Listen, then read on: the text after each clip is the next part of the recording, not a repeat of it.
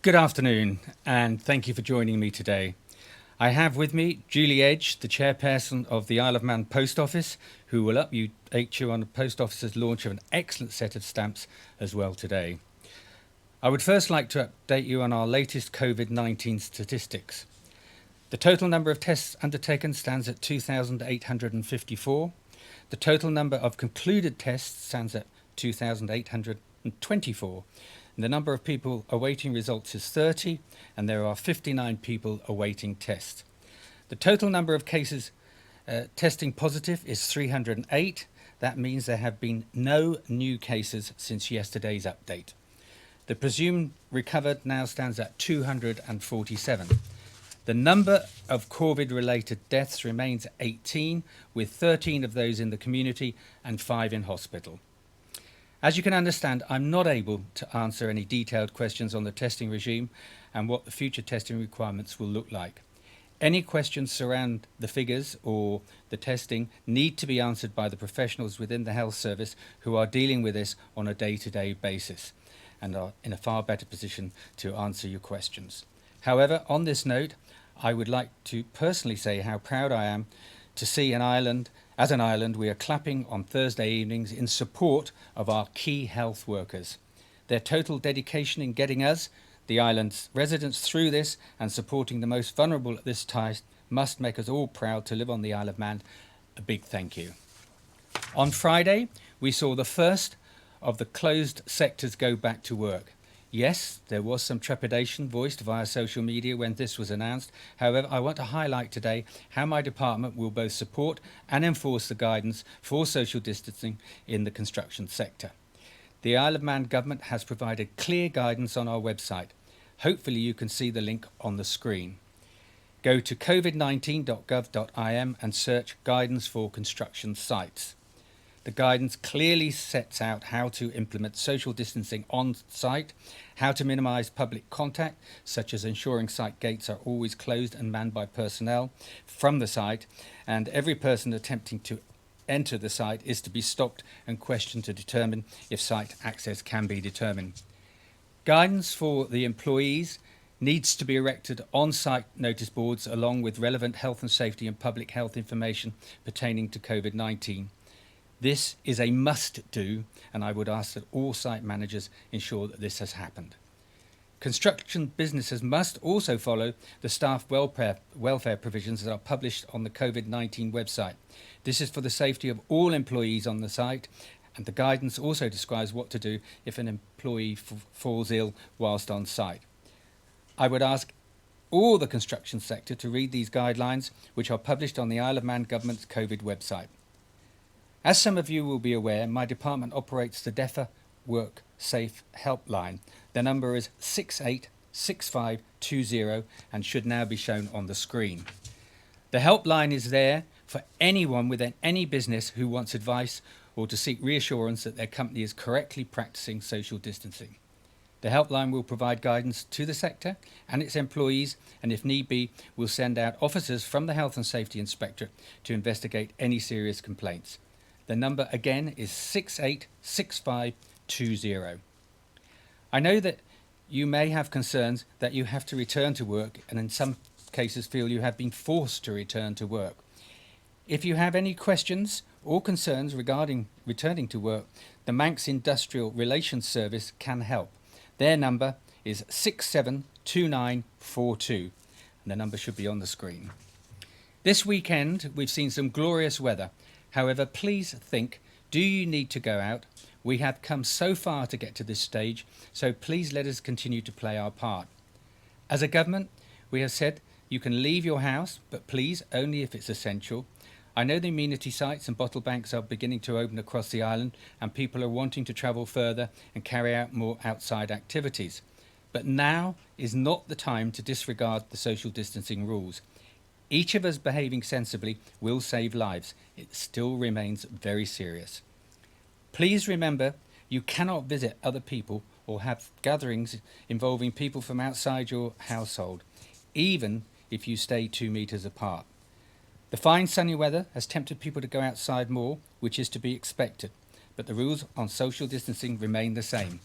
Please don't go visiting other people for barbecues, birthday parties, or general visits. The police are aware of an increase in people from one household calling on another, but the message is this is still not allowed. We are seeing more and more people visiting the island's glens and plantations. Instead of visiting the glen that you usually do, why not explore the glen or plantation closer to home? We don't just have South Barrule, Conrenny or Laxey, we have 18 mountain and coastal glens. Try visiting the one closest to you and remember to social distance. I would make one final plea. If you're walking across farmland, please remember that our farmers also work here, feeding the nation. Every time you open a gate, climb a stile, walk through a farmyard, the farmer and their families are working there. We need to protect our key food producers at this time. Please, instead, go to our glens, beaches and plantations. Help protect the island's food by protecting our farmers. Over the last few days, the Community Support Helpline has received numerous calls asking, what activities can I do?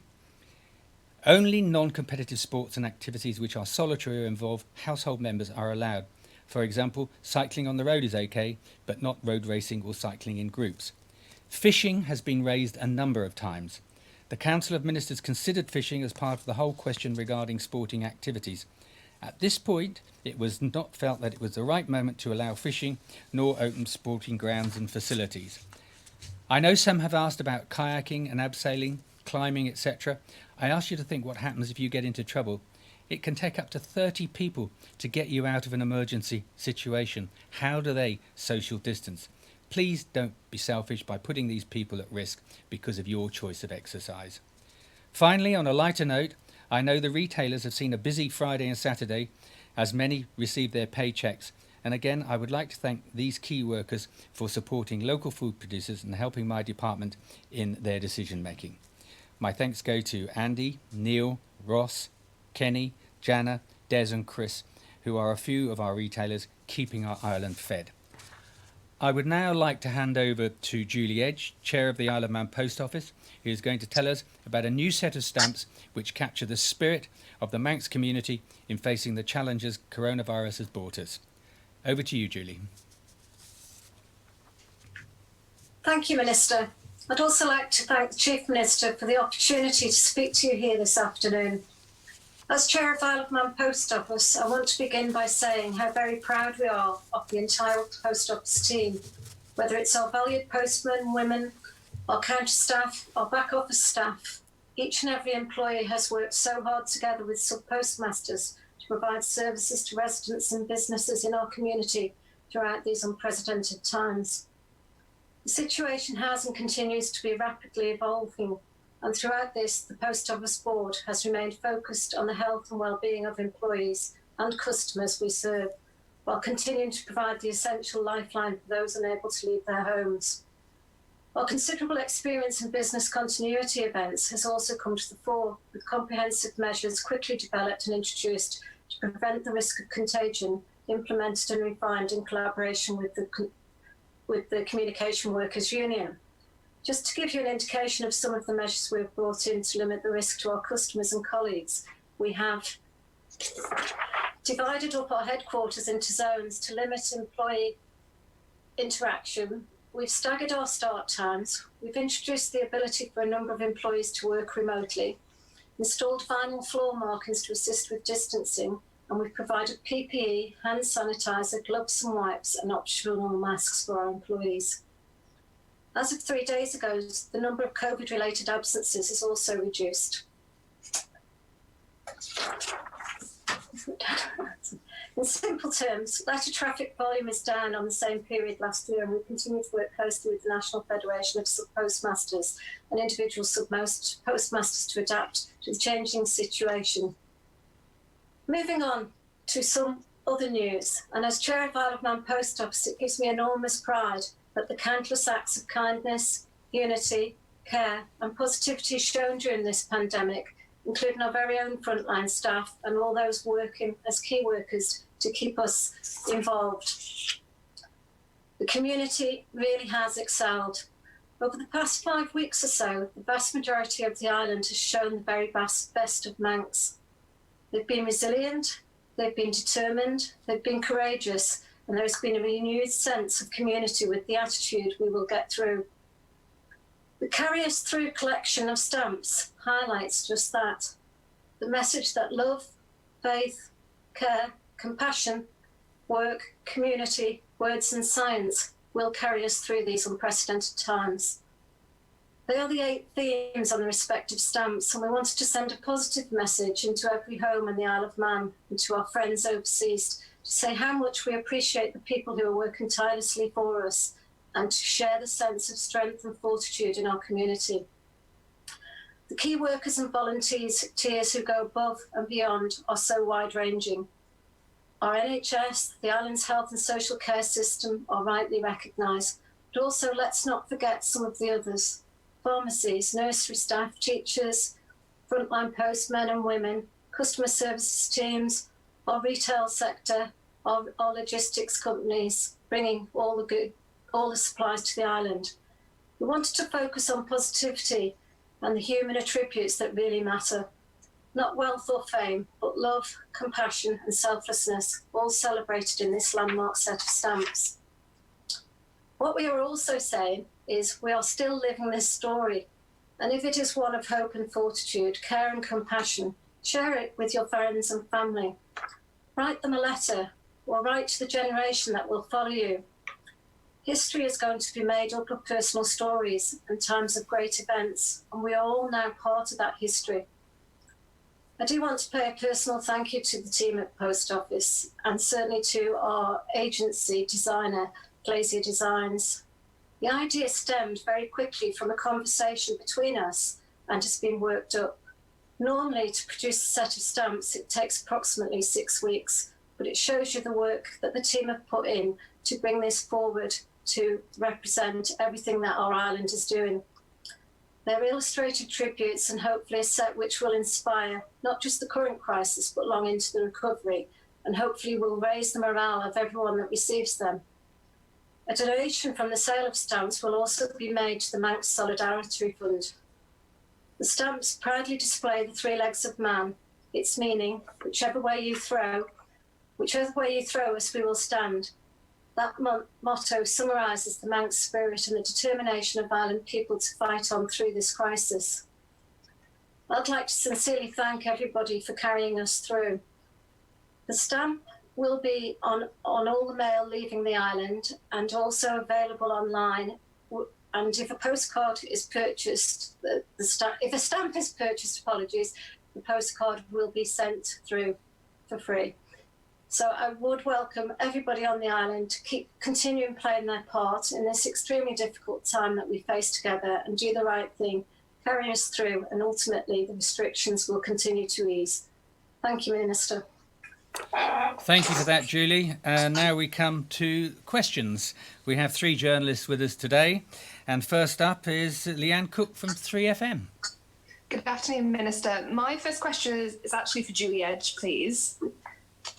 So we've had reports, Julie, of quite a few people voicing concerns when receiving posts, whether that be letters or parcels, about coronavirus living on surfaces. People would just like some clarity on what extra precautions postmen and women are doing to ensure hygiene is practiced. Julie?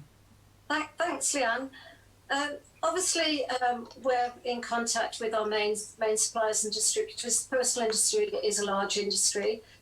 The advice that we've always received, and I think has always been published, is that it's between 12 and 72 hours that the virus can live on packaging. Our postal staff have all been, as I said in the opening statement, issued with PPE.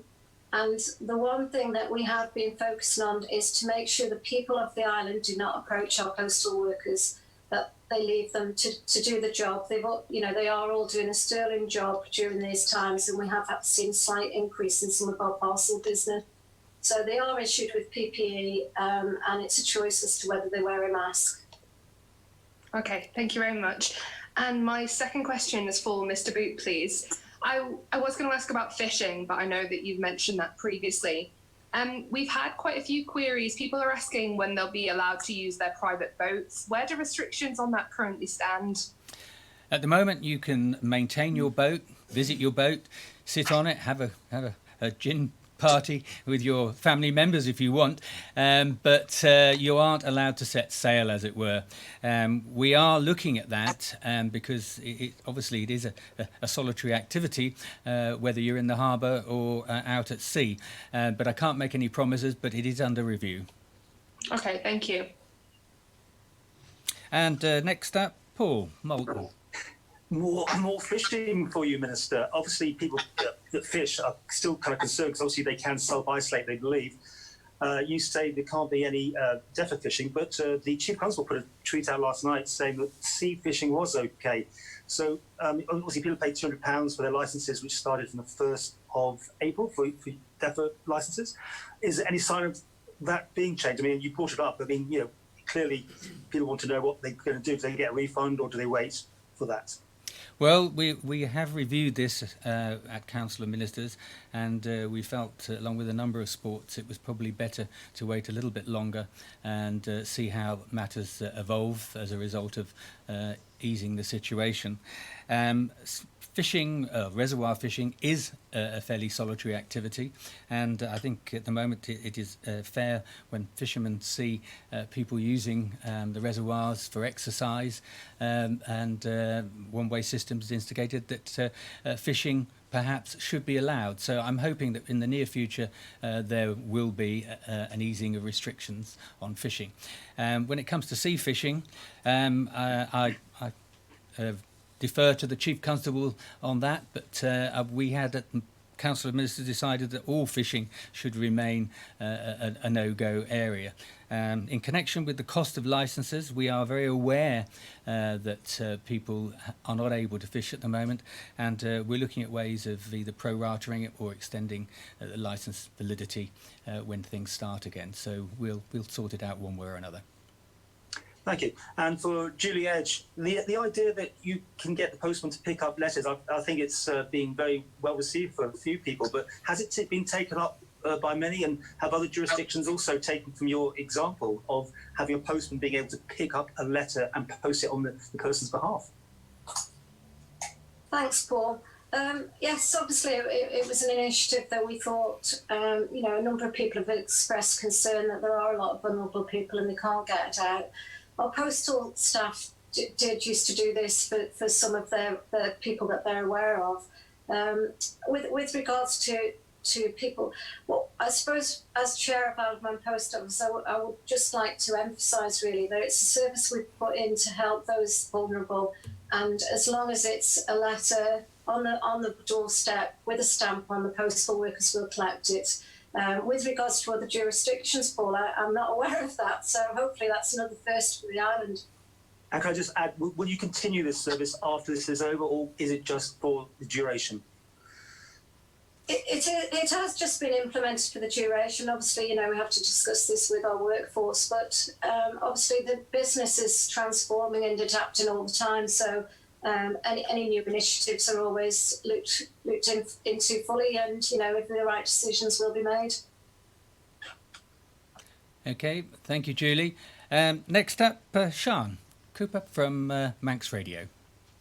Mastermind Minister, I wanted to touch on your comments on the Health and Safety Inspectorate and the work they're going to be doing with the construction sites. How many inspections have taken place? Is it something they're going to be proactively going to sites and checking that social distancing is being enforced? And what happens if someone is found to be in breach of those rules? What is the punishment? Well, thank you. It's a good question. It's one that's been raised with me on several occasions. First of all, the health and safety team has been, until recently, fairly well deployed or redeployed in other areas. And we brought that team back together, and we have a number of officers available, and we are issuing on the government website thorough guidance on how construction sites should operate. And there is a phone number for people to call if they feel there are concerns. But on larger sites, etc., where there are risk factors, people can ask for advice if they feel that the guidance on the website is not good enough, or they don't get the right advice, and our health and safety officers are available for that. In terms of penalties, etc. The first step is always to give people proper advice and try to get them operating correctly and safely. If they can't do that, then they have the power to close a site down, and they will not hesitate to do that if matters aren't operated correctly. I hope that helps.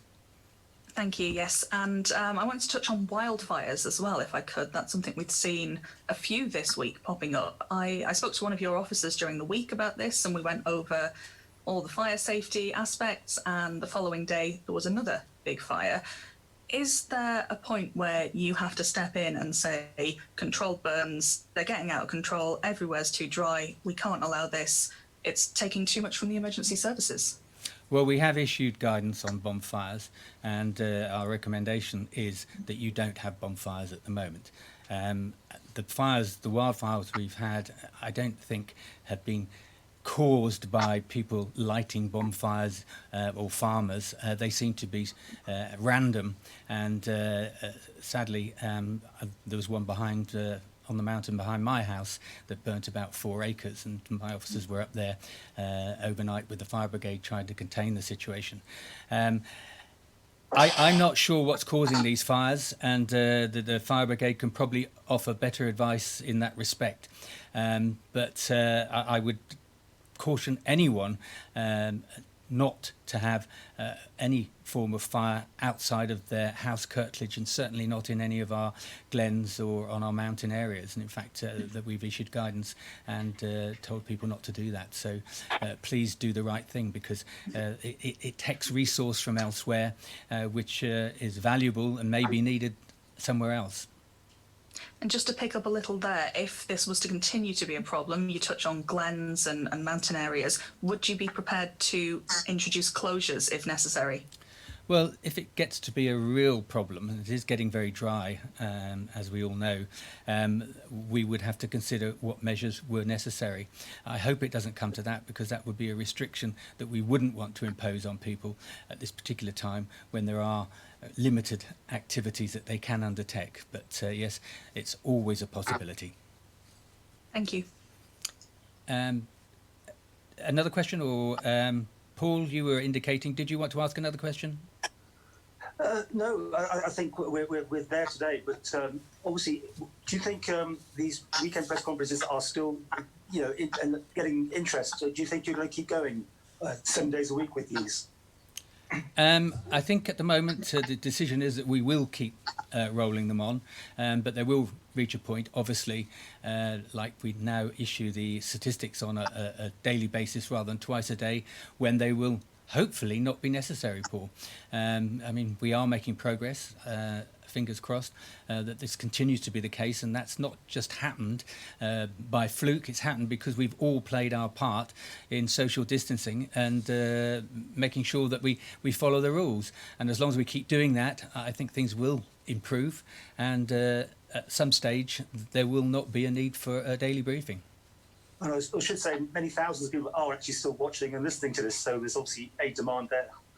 Yes, there is indeed, and we are well aware of this, and it also enables us to interact with you, the journalists, so that we get some questions that perhaps the public feel that they can't ask us directly. You ask sometimes the awkward questions, so thank you for that, and there is a need. Well, most of us do actually come from the public. I think we all get that. I think we're used to a conduit by most members of the public to try and get questions asked. Yeah, that's excellent. That's what we're about here. Sean? You're muted. Sorry. Oh, there we go. Could I just ask a quick question to Ms. Edge, please? Certainly, go ahead. The funds from these stamps, are they going to be going into a charitable fund, or is this just about raising morale? It's both, actually, Sean. Thank you for your question. There is going to be a donation, and some of the profit from the stamps going to the Mount Solidarity Fund that was set up at the start of the crisis that we're in. But it is to try and lift some spirits and hopefully get the message from the Isle of Man. These are the first stamps to be issued, I believe, with regards to the COVID, and it's hopefully we'll be able to get the Isle of Man around the world. Thank you. Thank you, everyone. I think if that's all, I will move on to the shout-outs. And at yesterday's briefing, Lawrence Skelly spoke about the importance of the hospitality sector. We have had a couple of nominations for the island's club and bar DJs who have been doing live stream DJ sets, making sure everyone who is staying at home can enjoy the weekend feel from the comfort of their own homes. One nomination singled out is Alex Harris of Gig Man for keeping live music events going throughout the lockdown and bringing new live acts to the island's audiences, as well as supporting local musicians. Secondly, we have a nomination for Brenda Moore, who has been delivering fruit and veg boxes all over the island. Well done, Brenda. And finally, I would like to personally give a shout out to all those across the public service and in business who are working so hard to ensure we all have as much normality as possible. Thank you for what you and your teams are doing, and thank you, everyone. That brings today's briefing to an end. Enjoy the rest of your Sunday.